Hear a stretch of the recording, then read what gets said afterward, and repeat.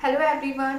तो सबसे पहले मैं अपना इंट्रो दे देती हूँ। मेरा नाम है किरण और मैंने सीटेट पेपर 1 एंड पेपर 2 दोनों ही पेपर एक ही अटेम्प्ट में क्लियर किया है।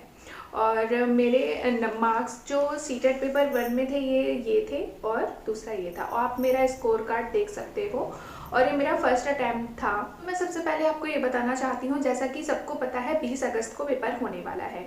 तो 20 अगस्त के पेपर में आप लोग ऑलमोस्ट 1 महीने का टाइम बाकी रह गया है। तो आपको अब क्या पढ़ना चाहिए और किस तरह से पढ़ना चाहिए कि आपका फर्स्ट अटैम्प्ट में ही पेपर क्लियर हो जाए।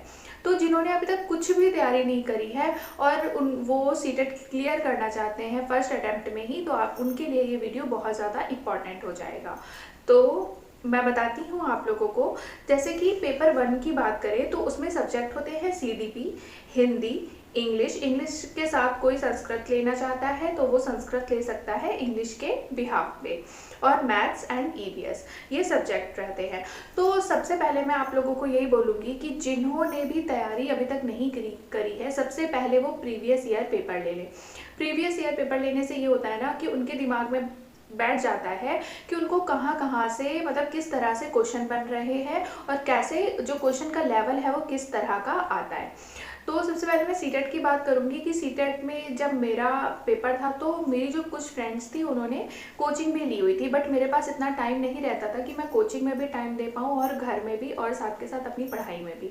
तो मैंने कोचिंग के जगह पर मैंने प्रीवियस ईयर सेट लिया और उसको ही पहले तो मैं उसी को सॉल्व करने लगी और देखने लगी कि मेरे कौन कौन से टॉपिक क्लियर नहीं है, जैसे कि जीन पियाजे, थॉर्नडाइक, ये सब बहुत मतलब नया है सीडीपी में। तो मैं टॉपिक लिख लेती थी और उनकी वीडियोस में अलग से यूट्यूब से देख लेती थी और उनके भी साथ के साथ मैंने नोट्स बनाए हैं। तो नोट्स बनाते हुए मैं उसकी पढ़ाई करने लगी और रोज एक प्रीवियस ईयर सेट लगाती थी। ये मेरा रोज का काम था। सीडीपी अलग से थ्योरी पढ़ती थी। हिंदी के भी जैसे कि संज्ञा वगैरह से काफ़ी क्वेश्चन बनते हैं, विलोम शब्द वगैरह पूछे जाता है, तो ये हिंदी भी पढ़ती थी, इंग्लिश भी पढ़ती थी। ईवीएस हाँ मैंने नहीं पढ़ी है। ईवीएस मैंने केवल एनसीईआरटी से पढ़ा है, जो मैं आप लोगों के साथ जो भी मैंने नोट्स बनाए हैं वो मैं शेयर कर दूंगी। और मैंने ज़्यादा टाइम प्रीवियस ईयर पेपर जो सेट है वो मैं रोज़ एक लगाती थी। फिर उसका जो सॉल्यूशन होता था, जो एक्सप्लेन होता था, वो मैं बहुत अच्छे से देखती थी कि मैंने कहाँ पे क्या गलती करी है। और यकीन मानिए जो प्रीवियस ईयर सेट थे उससे बहुत ज़्यादा क्वेश्चन आपको पेपर में ही सेम टू सेम क्वेश्चन आपको देखने को पेपर में मिल सकता है। अभी तक आपने सीटेट की तैयारी शुरू नहीं की है तो आपके लिए ये बहुत ज़्यादा ज़रूरी है कि आप प्रीवियस ईयर सेट ले लें। कोई भी सेट ले लें, आपका कॉन्फिडेंस लेवल भी बहुत ज़्यादा बढ़ जाएगा उससे। और एक और डाउट रहता है लोगों को कि हम क्या पेपर 1 भरें केवल या दोनों भरें, तो मैं आपको ये बताना चाहती हूँ आप दोनों पेपर एक साथ भर दो। और बात मैं यूपीटेट एंड सीटेट की करूँगी। सीटेट में क्या है कि इंटेलिजेंस लेवल बेस्ड क्वेश्चन पूछा जाता है, कि जैसे कि आप ऐसे क्वेश्चन पूछा जाता है कि आप सोच के भी उसका सॉल्यूशन निकाल सकते हो, बट जो यूपीटेट होता है उसमें रटने वाली चीज़ें पूछी जाती हैं। तो यूपीटेट इस बिहाव पे थोड़ा सा अलग हो जाता है कि उसमें रटंत विद्या ज़्यादा चलती है और सीटेट में मतलब आप अपने मेमोरी बेस से भी, आप अपने दिमाग का यूज़ करके भी आंसर उसका निकाल सकते हो, ऐसा होता है सीटेट। तो मैं पहले ऑफलाइन होता था, फिर मेरे टाइम पे ही ऑनलाइन हो गया और अभी ये फिर से ऑफलाइन हो गया।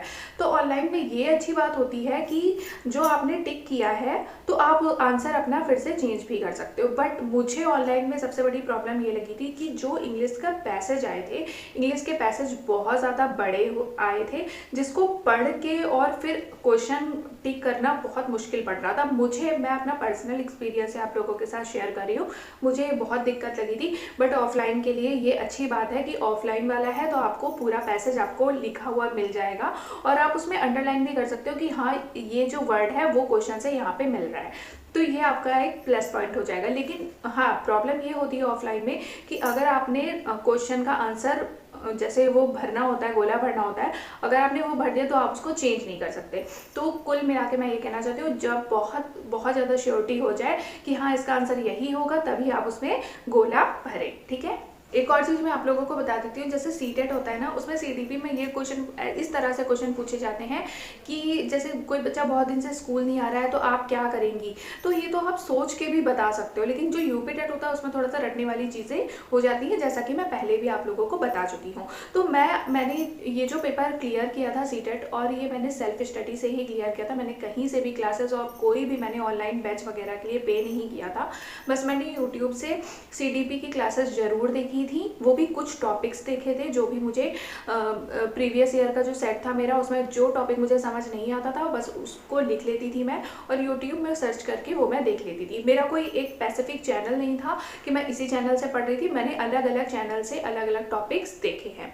प्रीवियस ईयर सेट करने के बाद जो भी मतलब मैं टिक करती थी कि जो क्वेश्चन गलत हुआ है तो उसका एक्सप्लेन देखती थी क्वेश्चन क्यों गलत हुआ है, और सीडीपी के जितने भी क्वेश्चन थे उसको मैं रिवाइज करती थी। सीडीपी हो गया, हिंदी हो गया, इंग्लिश हो गया एंड ईवीएस हो गया, ये वाले क्वेश्चन मैं रिवाइज करती रहती थी जो प्रीवियस ईयर सेट था, क्योंकि यही क्वेश्चन रिपीट होते हैं यार, वो भी कहाँ से क्वेश्चन बनाएंगे इतने सारे, यही क्वेश्चन रिपीट होते रहते हैं, तो मैं उनको रिवाइज करती रहती थी। तो बस अगर आप भी इस तरह से तैयारी करोगे और कम समय में अच्छे मार्क्स लाना चाहते हो, क्वालिफाई करना चाहते हो, तो मेरी स्ट्रेटेजी के साथ आप जुड़ सकते हो और मेरे चैनल से जुड़े रह सकते हो। मैं आपको ईवीएस के नोट्स वगैरह भी प्रोवाइड करवा दूंगी अगर आपको चाहिए तो। Thank you so much.